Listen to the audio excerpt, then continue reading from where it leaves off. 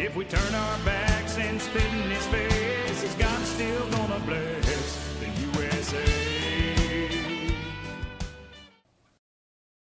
A mother took her young son to the bakery.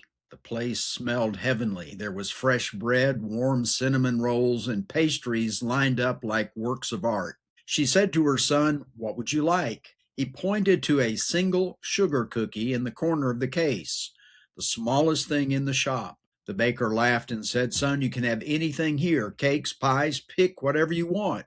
The boy shook his head. "No, thank you. I want that one cookie." The mother shook her head later and said, "He had access to the whole bakery and he settled for a cookie."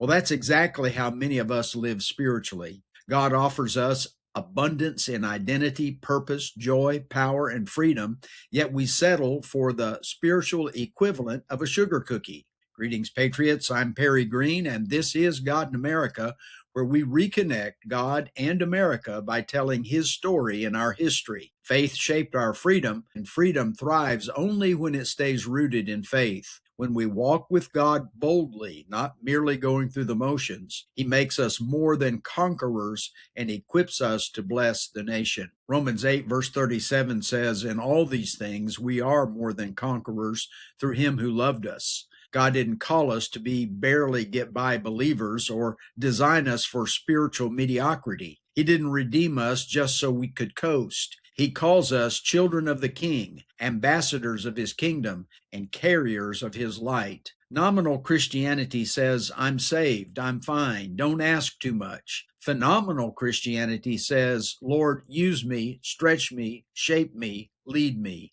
Think about our ancestors. Though they were imperfect as you and I are, they lived with purpose.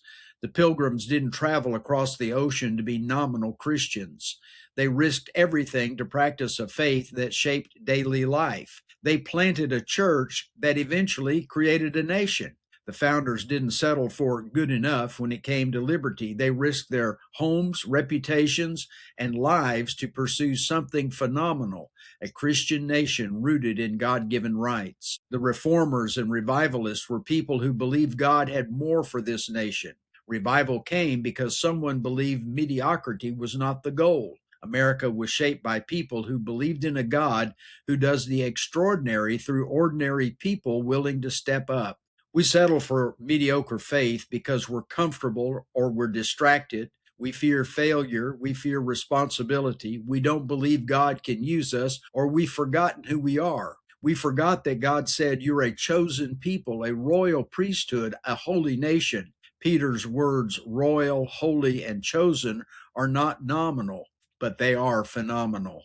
Jesus said in John 10, verse 10, "I've come that they may have life and have it abundantly." Not barely, not marginally, not functionally, abundantly. God offers peace that passes understanding, joy beyond circumstance, strength in weakness, influence in culture, purpose in our calling, and a victory that overcomes the world. Why settle for a sugar cookie when the King invites us to His banquet table? You don't have to be a founder, preacher, or soldier to live boldly. Phenomenal faith looks like standing for truth when others compromise, raising children who know and love the Lord, serving your church with excellence, speaking life rather than fear, praying as if you believe God hears, loving people who are hard to love, and being faithful in a faithless culture. Phenomenal Christianity is simply taking God at His word and living like it's true. America needs phenomenal believers now more than ever. God calls us to greatness, not in worldly status, but in spiritual strength, character, and courage. Why be nominal when the God of the universe has invited us to be phenomenal?